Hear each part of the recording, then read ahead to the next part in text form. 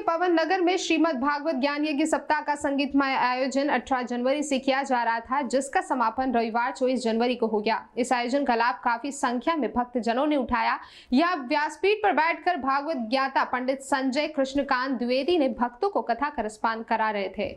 पवन नगर colony में चल रही भागवत कथा के दौरान रोजाना भगवान के विभिन्न चरित्रों का बड़े सारगर्भित तरीके से वर्णन किया गया। इस दौरान श्री कृष्ण रुक्मिणी विवाह, श्री कृष्ण जन्मोत्सव, भगवान श्री राम सीता जी और भगवान शिव पार्वती जी विवाह सहित अन्य उत्सव मनाए गए। 7 दिवसीय संगीतमय भागवत कथा में काफी संख्या में भक्तों ने शिरकत की। कथा के आयोजक रविंद्र दौर और पारस बुड़ाने ने बताया कि दौर परिवार के पितरों की शांति के निमित्त यह आयोजन किया गया। कथा के आरंभ में रविवार को फूलमाली समाज इंदौर के अध्यक्ष पारस बुड़ाना एवं उनकी धर्मपत्नी श्रीमती रेखा बुड़ाना, वरिष्ठ पत्रकार राजेश पिपलोदिया, कन्हैया पिपलोदिया, शंकरलाल पवार, विधायक संजय शुक्ला ने व्यासपीठ का पूजन किया। भागवत ज्ञाता कृष्णकांत द्विवेदी ने कथा के समापन अवसर पर भक्तों को राजा परीक्षित, मोक्ष और सुदामा चरित्र सहित विभिन्न प्रसंग बड़े ही सारगर्भित तरीके से सुनाए।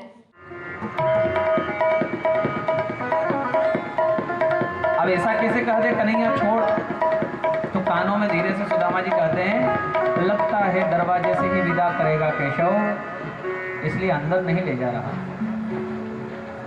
अब भगवान को याद आया, थोड़ा अपनी छाती से दूर किया और गले में हाथ डालकर भगवान अंदर निकल गए। अभी भी कभी ऐसा होता है, 2 मित्र, एक उन्नति कर ले, एक पीछे रह जाए, तो अमीर को गरीब के साथ चलने में शर्म आती है। भैया रिश्तेदार से ही मुंह मोड़ लेते हैं लोग, उनको पत्रिका तो लिखते हैं शादी में आने के लिए और उनको समय नहीं देते, गरीब है, कौन उनकी तरफ देखे। और उल्टा यूं कहते हैं कि हमने बुला लिया तुमको, वो बहुत है, तुम हमारे घर आ गए, वो बहुत है।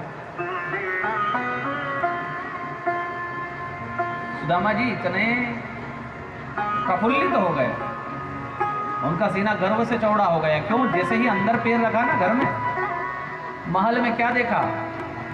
सोने के ऊपर जो नक्काशी हुई है महल में, क्या छत, चंदोवे ताने हैं, क्या सुंदर दीवार पर चित्र अंकित हुए हैं।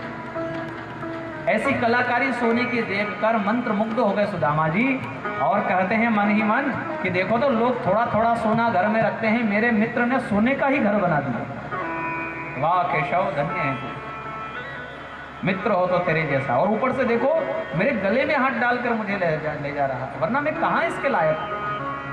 पर भगवान की भक्त वत्सलता देखकर आज सुदामा जी मंत्र मुग्ध हो गए और पूरी सभा भी भगवान को नतमस्तक है मन ही मन। कोई आसन उचित नहीं दिखा तो भगवान ने अपने सिंहासन पर सुदामा जी को बैठाया, पैरों में स्वयं बैठे, जल की परात लेकर आ गई सुशीला घर पर सुदामा जी का।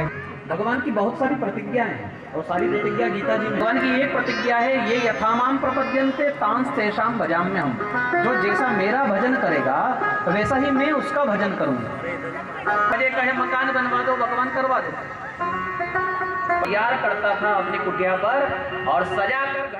कथा का वाचन कर रहे पंडित संजय त्रिवेदी जब भगवान श्री हरि के विभिन्न चरित्रों का वर्णन करते हैं तो उसे श्रोता बड़े ही श्रद्धा भाव से ग्रहण करते हैं।